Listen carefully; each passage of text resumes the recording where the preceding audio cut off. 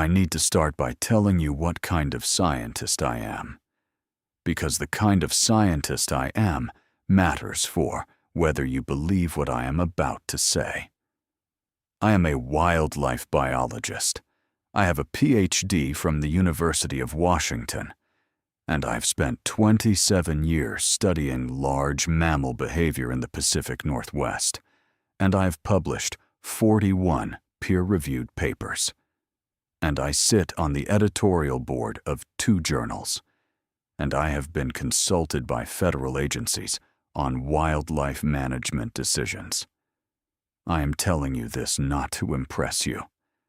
I am telling you because I want you to understand what it costs me to say what I am about to say.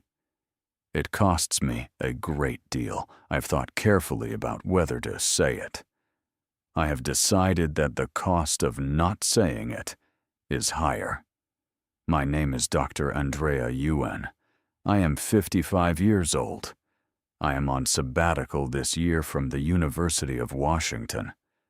I am on sabbatical because I needed time to think about what I observed in the North Cascades between 2017 and 2022, and what I am going to do with what I observed, and whether the doing of it is going to end my career. I think it might. I'm going to tell you anyway.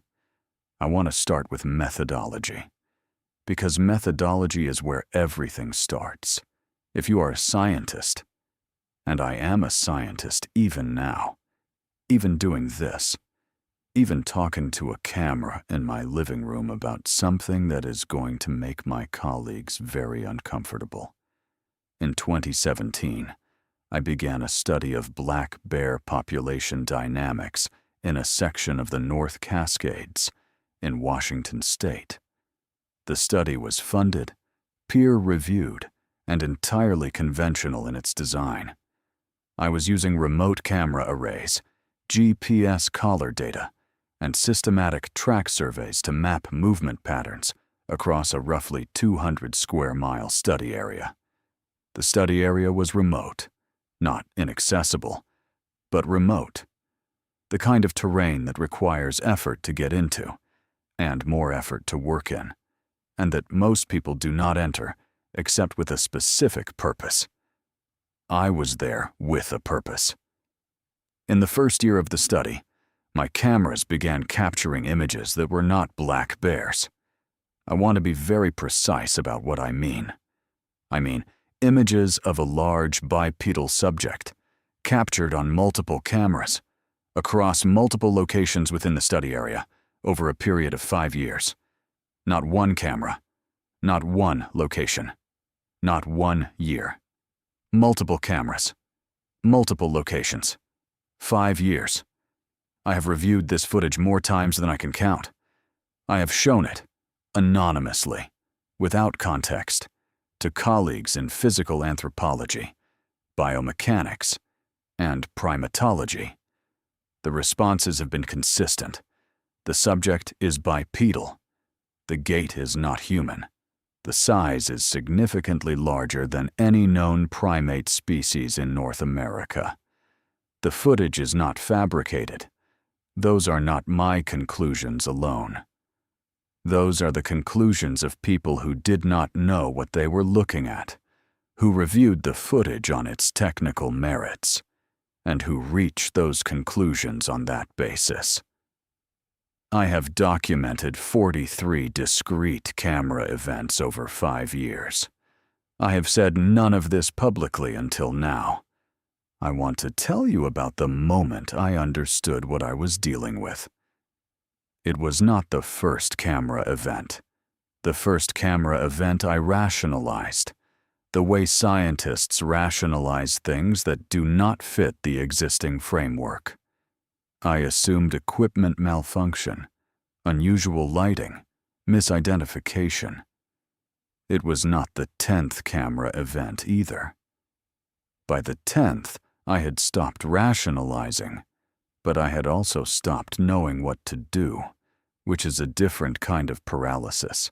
The moment I understood was in September of 2019. I was in the field, doing a systematic track survey in the northern part of the study area. It was early morning. The light was flat and clear, the kind of September morning in the Cascades that makes you understand why people spend their lives in field work. I was following a game trail along a ridge, documenting sign, when I found a set of tracks in a soft section of trail. I've been reading tracks for 27 years. I crouched down and I looked at these tracks with the same professional attention I bring to every track survey. They were bipedal. The stride was approximately 60 inches. The foot length was approximately 17 inches. The depth of impression suggested a body weight of somewhere between 600 and 800 pounds. The toe morphology was consistent with a large plantigrade foot, broad across the ball, with 5 toes showing clear pressure ridges. I photographed them. I measured them. I recorded GPS coordinates. And then I stood up. And I looked at the ridge ahead of me. And I said, out loud, in the way that field scientists sometimes talk to themselves when they are alone in remote terrain, okay, just that. Okay, because there was nothing else to say. I had been finding evidence of this subject for 2 years. I had 43 camera events. I had track surveys going back 24 months.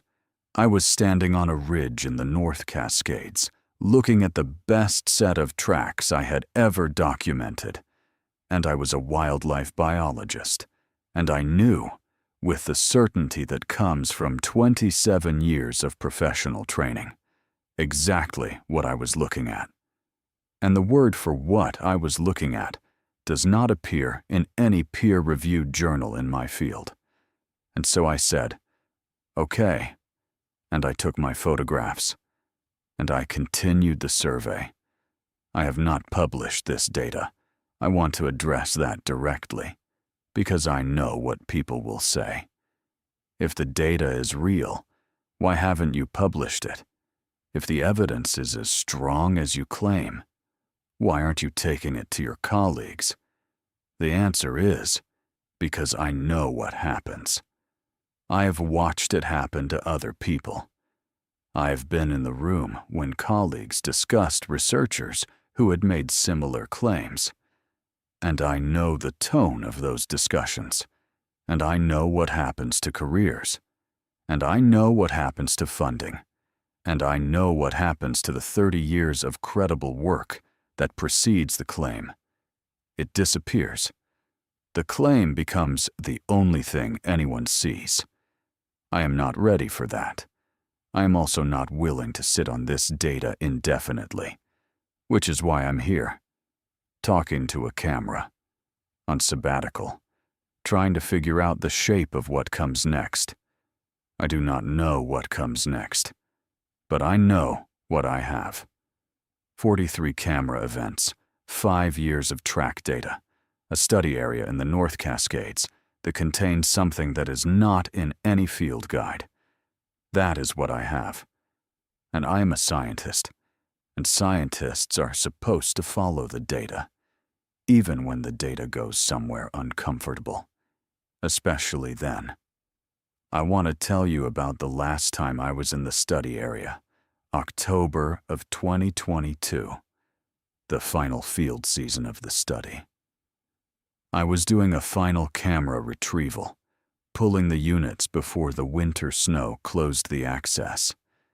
I had saved one camera for last, the one in the northeast corner of the study area, in a drainage that had produced more events than any other location.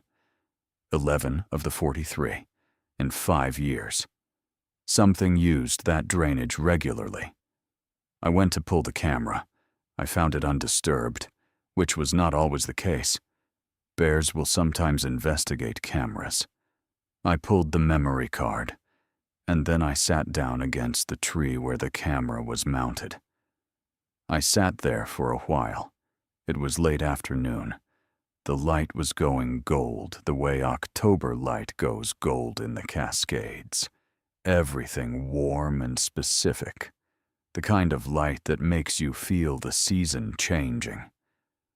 I thought about 5 years of data. I thought about what it means to spend 5 years documenting something that you cannot talk about the particular loneliness of that, of being a scientist in possession of evidence that you cannot, for professional reasons, treat as evidence, of knowing what you know and having no sanctioned way to say it. And then I said, out loud, to the drainage and whatever used it, I know you're here. I paused.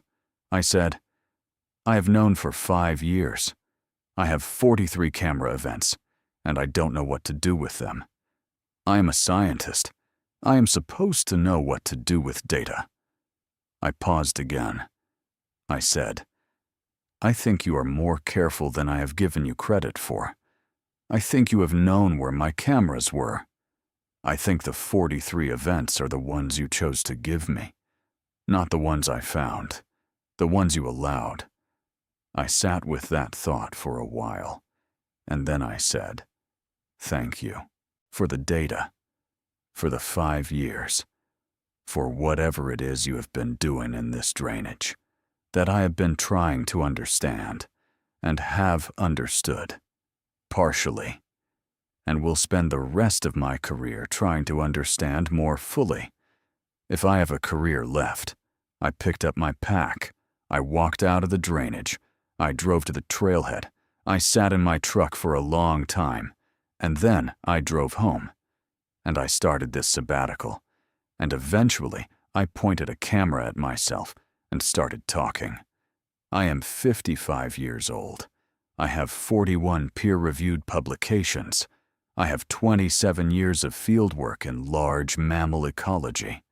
And I have 43 camera events, 5 years of track data. And the professional conviction, not belief, conviction, arrived at through evidence and methodology that the North Cascades contain a large, bipedal, previously undescribed primate species. I do not know what happens next. I know what the data says. I know what I saw on that ridge in September of 2019, crouching over a track in the morning light, and standing up and saying, okay, I know what I said in that drainage in October of 2022.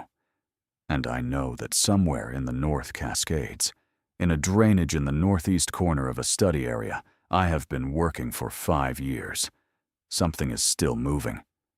Patient, careful, choosing what to show and what not to show, as it has always done. Long before I arrived with my cameras and my GPS collars and my 27 years of training. It was there before the study. It will be there after. I followed the data. The data led here. I am a scientist. That is what scientists do.